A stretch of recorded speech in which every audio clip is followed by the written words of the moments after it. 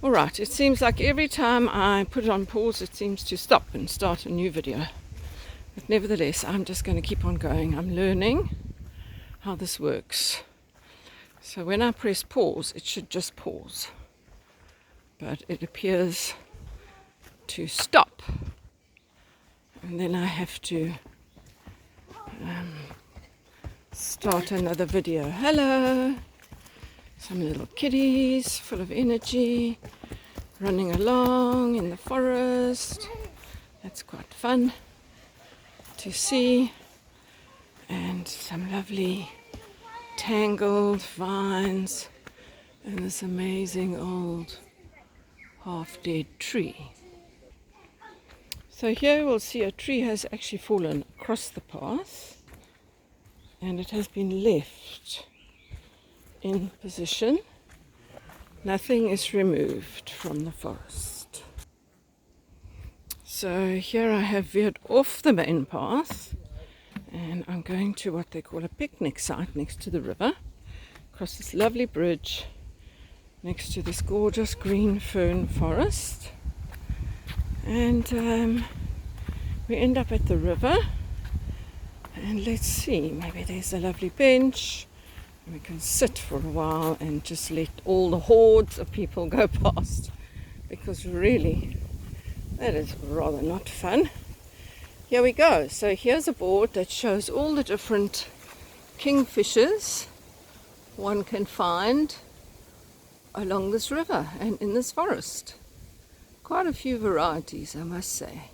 This walk is particularly called the half-collared, which is this fellow. And then you also get this wonderful pied black and white kingfisher. He's very large. Maybe if I sit down here, I will get a sighting. This one's also called the giant kingfisher. And the brown-hooded, very sweet. And then we have a malachite kingfisher. So here we are next to the river, and it's super peaceful. Thank goodness. There's nobody on the river right now. It's just me at the picnic site. And there's this gorgeous indigenous forested cliff on the other side. Very lovely, very high, lots of rocks and trees and blue skies you can see, and perhaps you can hear the birds twittering along, and this gorgeous golden river. And here's a little spot that I'm going to sit down at, and it says the name of the spot is called Milkwood. So here's a lovely little view of the river with people who've hired their canoes, paddling along and having a fabulous day. This gorgeous golden water.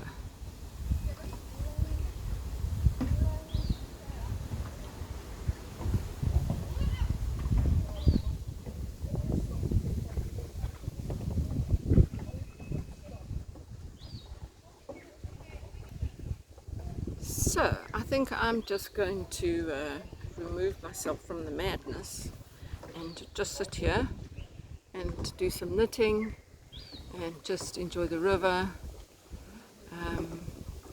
I have come to, be alone in nature, and this seems like the best spot. There's a bit of a breeze blowing, but I tell you, if it were a few degrees warmer, I might even have a swim. So you might catch me having a little dip in the river. I see that this tripod is quite sensitive to the wind, so I hope it's not going to blow around too much. You can see the wind, so I'm actually going to pause for now.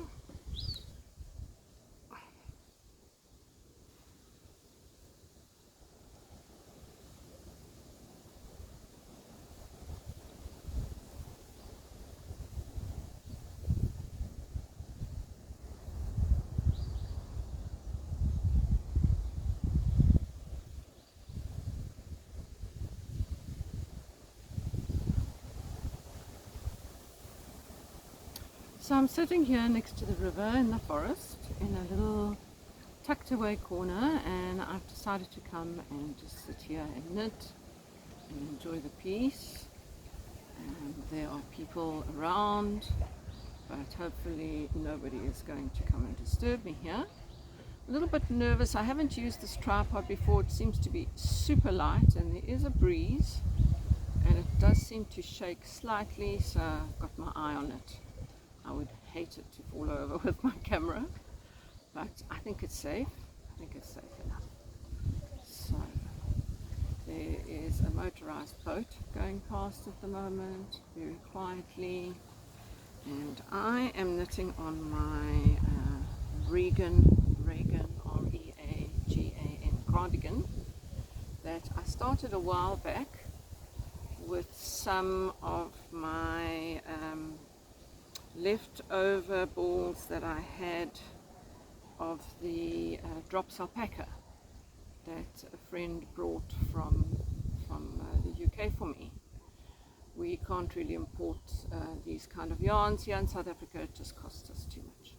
So I did knit a sweater. In fact, I knitted a very stripy ranunculus, probably about my 5th ranunculus, a lovely light and warm one, all made out of alpaca, and that I'm going to be taking as my only sweater that I take with me to India, because we will only be in a cold climate for about 5 days out of the 2 weeks, and it may be snowing in that time, so I've had to prepare myself for cold and hot weather and all sorts, because I'm going to be there for months. So I had some of this orange and this forest green left over, so I decided to just start the Reafan cardigan. I've wanted to make one for a long time, so I decided to stripe the first section of it, but I've got more green than orange. So I'm now on the sleeves. You knit this really long sausage that you're not really sure what you're doing, but this is it. There's the other sleeve I've knitted with all its decreases, and then this section basically goes across the back and joins the sleeves.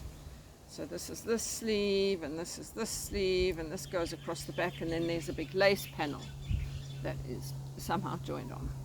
I'm not exactly sure how, but I guess I'll find that out. And I'm nearly finished with the second sleeve. And it's so lovely and soft to knit with that it's very easy to just sit and do it, because it's lovely on the hands. And I am almost done. This is my second to last sleeve decrease. And then we'll see what the next piece holds. But yes, this time of the year is very interesting. It's very much a gathering and a family, and especially in South Africa, it's the summer holidays, it's not cold, everybody's outdoors. If you live in an outdoorsy place, it's very hard to find a peaceful spot. So one has to get out there early. Even though I came early today, I was very lucky to get a parking outside, and mostly people just want to stick on the path and then cross the river on the barge, which I would love to do as well. I've done it before. I've walked right to the end of this beautiful trail. It's 4.5 kilometers, and at the end is a magnificent waterfall. But I can just imagine today that you will not be able to see the rocks for the people. So I'm just very happy to sit here right where I am in my little spot and finish off my sleeve in this beautiful nature, listening to the birds and having some peaceful time by myself. I have a lot of time by myself, and I really appreciate it. I absolutely love it. Today is no exception. I'm house sitting a few dogs in somebody's home at the moment. They're very small little fox terrier type dogs. But my goodness, Animals are a handful, I must say, especially ones that have been very spoiled. Sorry, I'm just looking across the river because we have some very rare birds here. And normally one hears the lory, and that's not the sound if you can hear it. But it's a very dark bird until it opens its wings, and then it is bright red plumage under the wings, which is so gorgeous. But that was not one. So yes, I'm looking after these dogs, and boy oh boy do they give me the runaround. They have been totally humanized, and it's very hard to train a dog that is treated like a child. They're very demanding, and I am not really in the mood to be demanded upon by 3 little dogs. So I've left them at home in the lovely garden where they have everything they need, and their beds are put outside, and they have water. They even have a little paddling pool for the dogs, so if they get hot they can go for a paddle, and they do that sometimes. It's very sweet. And I have come just to totally have my freedom, which is wonderful. But here come some people.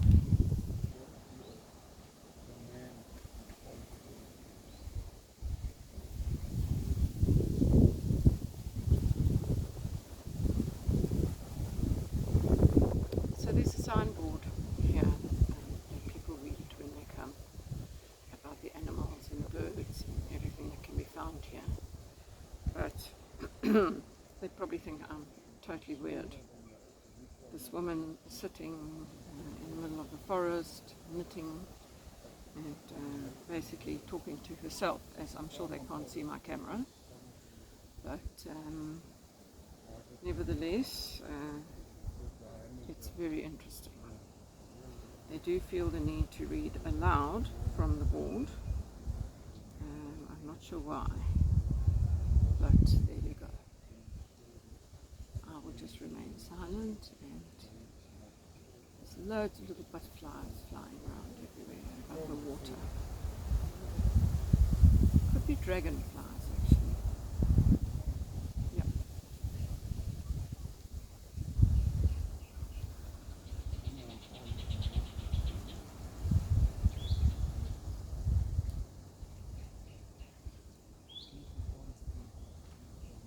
Great. They've turned back and left me in peace. Here come a couple of canoeists up the river.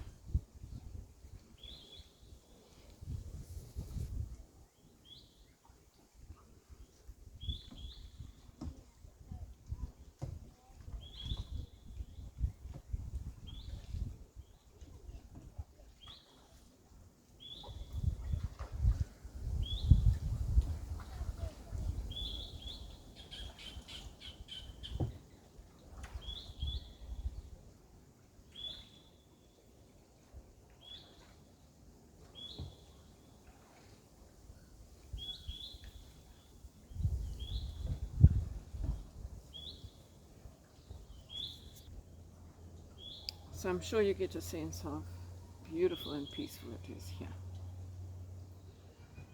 Whew, one can inhale the greenness. It's just luscious and gorgeous. And wonderful to know that it's right on my doorstep for the next 10 days or so.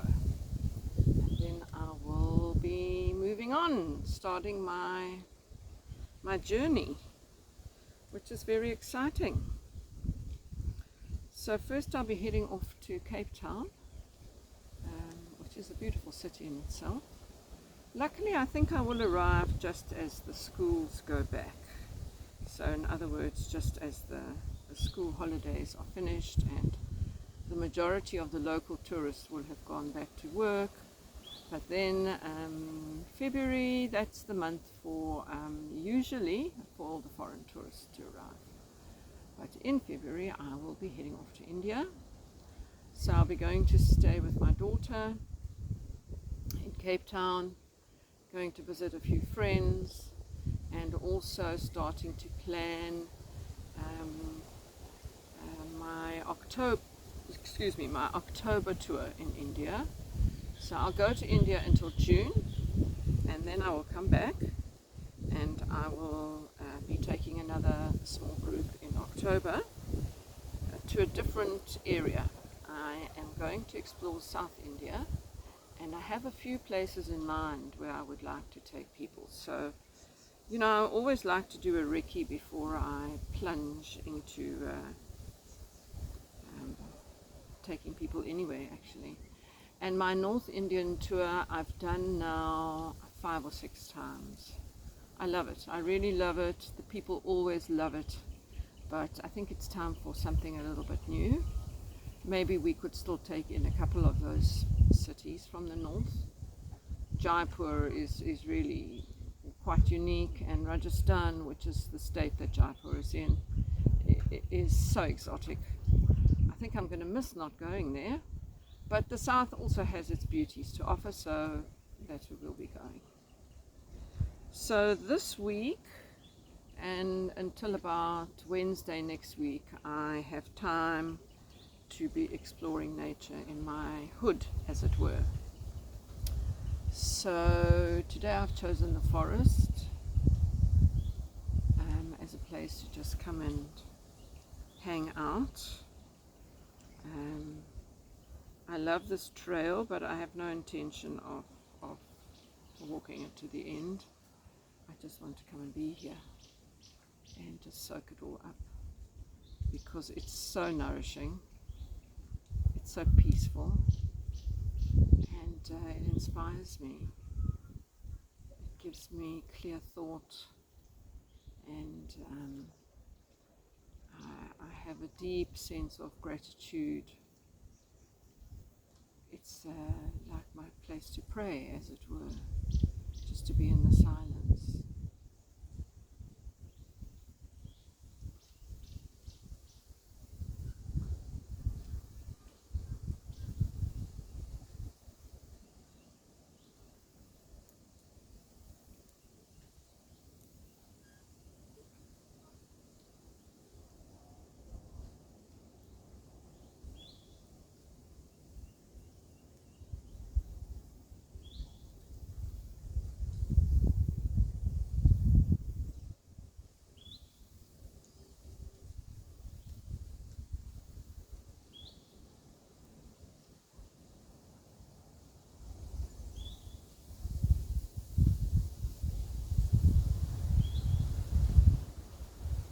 So I think I'm going to give you one last beautiful look at this environment around me today.